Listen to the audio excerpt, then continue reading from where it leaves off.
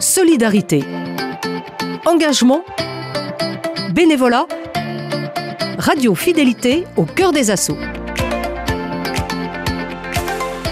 Nantes, ancienne capitale de la Bretagne, est aujourd'hui chef-lieu de son propre département, un statut qui suscite encore des débats, de la nostalgie et parfois du mécontentement parmi les Bretons.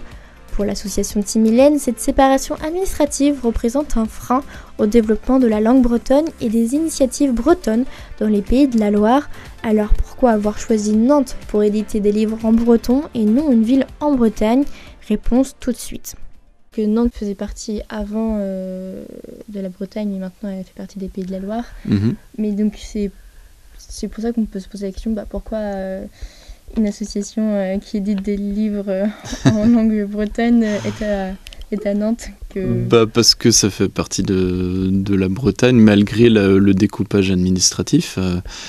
C'est pas un découpage administratif qui a eu lieu il y a quelques dizaines d'années, qui a eu une influence sur la vie quotidienne des gens finalement. Ça va au-delà de notre problème, de notre question d'édition de livres jeunesse, mais c'est vrai que ça a eu une influence parce que la région Pays de la Loire aide très peu les associations qui touchent à la langue bretonne. Et nous par exemple, on est une association qui est basée dans le 44 à Nantes, et malgré ça, on a des subventions de la région Bretagne pour l'édition de nos livres. Mais on n'a rien de la région Pays de la Loire, donc on est sur un contraste qui est impressionnant. Ouais. Et où on peut vous retrouver, à part sur votre site internet ? Est-ce qu'on peut acheter le livre sur votre site internet ? Oui, on peut acheter sur notre site internet qui est timilène.bzh.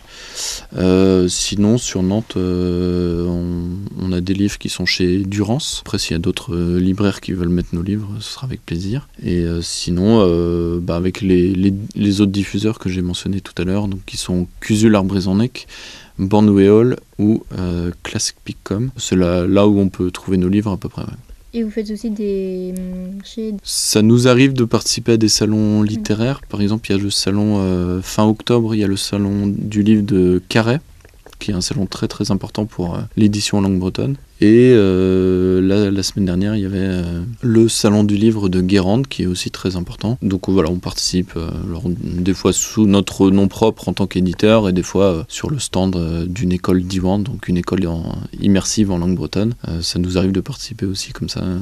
Du coup, on reverse une partie des bénéfices à la structure, au projet d'école. Voilà. Merci. Merci, Trugarivras. Cette semaine, vous avez découvert l'association Timilène et son engagement pour promouvoir la langue bretonne. Pour les soutenir, rendez-vous sur leur site internet timilène.bzh. La semaine prochaine, cap sur une nouvelle association, les Amis de l'Orgue. Ils organisent un concert de Noël avec l'ensemble vocal de Pornic. Ça sera un événement marquant car le dernier concert des Amis de l'Orgue en décembre remonte à près de 30 ans. Après le décès de leur fondateur Georges Robert. Ne manquez pas cette belle initiative, à la semaine prochaine.